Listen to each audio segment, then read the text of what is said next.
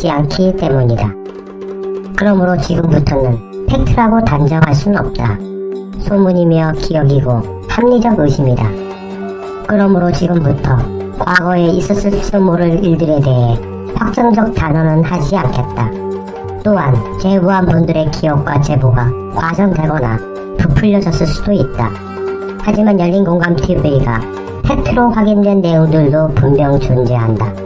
일부 수구 언론들이 하는 수법인 진실과 허위를 교묘하게 짜주기에 마치 전체가 팩트인 양 떠들고 싶진 않다.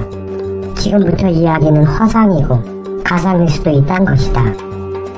하지만 충분한 개연성이 있으며 지금의 사건 전개 과정에서 이렇게 흘러온 배경과 그 첫 매듭을 풀 수 있는 매우 중요하고 결정적인 단서이기에 그때 그 당시로 돌아가 보자 한다. 이름 김명신. 지금은 그녀에게서 존재하지 않는 이름이다. 하지만 그녀의 이름은 당시 만 30세의 젊은 시절에는 분명 김명신이었다.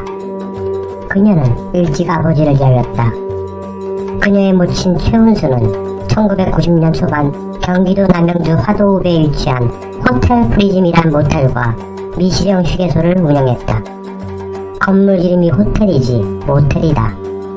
당시 해당 모텔은 뉴월드 호텔이란 이름으로 영업을 했다. 하지만 이 모텔은 1993년 9월경 북한강변 일대 러브호텔 영업으로 불법 증개축에 따른 대대적인 의정부 직원에 의해 단속된다. 당시 최은수는 구속된 러브호텔 업자들과 달리 불구속 입건된다. 당시 그녀를 불구속시킨 담당 검사는 홍만표 검사였다.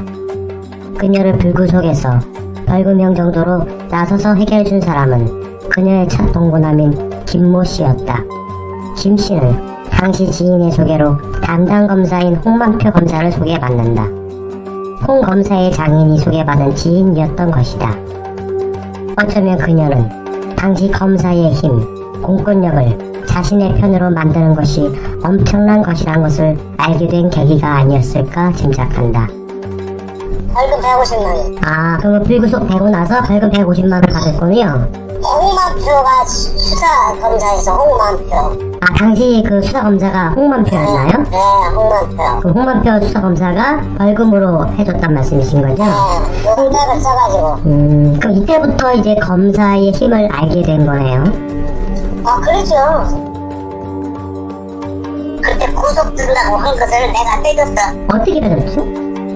그때는 부탁을 했더니 홍만표 검사 그 장인하고 알아가지고 그 빼줬어.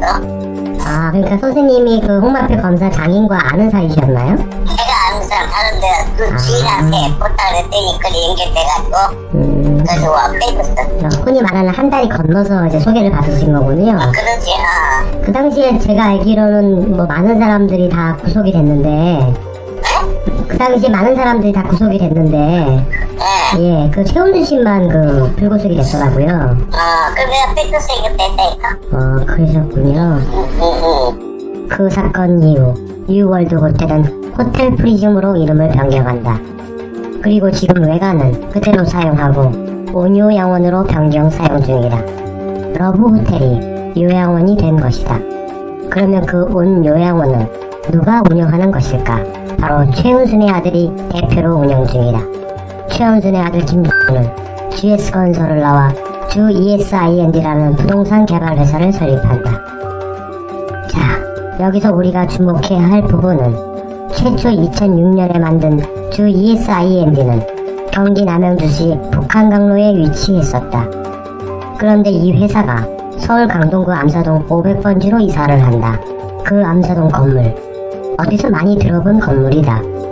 바로 2013년 4월 15일에 최은순이 이 건물을 담보로 신한상호저축은행에서 26억 원을 대출을 했고, 이때가 잔고증명서를 처음으로 이조한 후 2주일이 지난 시점으로 돈을 빌린 곳은 주식회사 인터베일이라는 투자 자문사였으며, 그 회사의 대표가 바로 잔고증명서를 위조한 김건희 친구 김혜성인 것이다.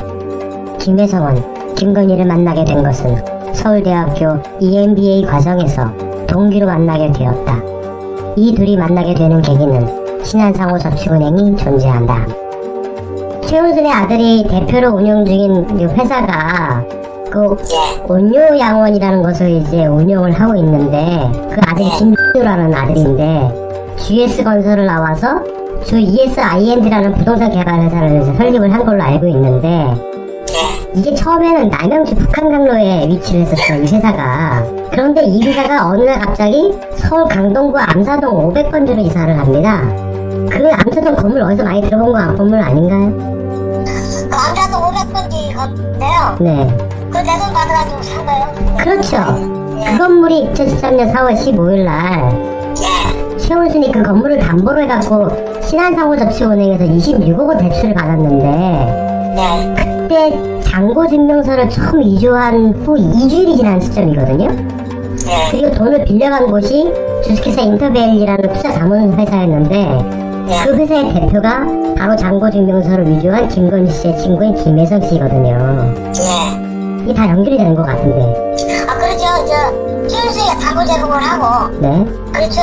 저기, 차주, 그러니까, 최부장은 김예성으로 돼 있죠. 네네, 맞습니다. 네, 그러니까, 그렇게 된 거예요. 이제 신용만 부시기 때문에, 이제, 네. 짜고, 이제 막, 고색을 맞춘 거겠죠. 네. 야, 네, 그러니까, 일단 안가동 500번째, 500번째 안가동, 네. 2004년도에 그거 취득해요. 네. 최은수가 나 계약서가 어디 있을 거예요. 네. 결국에는 이게 그러면은 그 김혜성이한테 그 잔고증명서를 위조하는 대가성의 어떤 뇌물이네요. 잠깐만, 제가 알기로는요, 잔고증명 하나에 국한된 게 아니고, 네네. 여러 가지로 얽힌 경제 공동체 아닌가요? 김혜성하고. 네, 김혜성하고. 근데 김혜성이가 최근에 그 밝혀진 바에 의하면 신한상호저축은행 그 건물에 본인의 사무실이 있었다고 하더라고요. 그 최근에 밝혀진 게 아니고 오래됐어요. 그 건물에 있으면서, 네. 그 건물 내에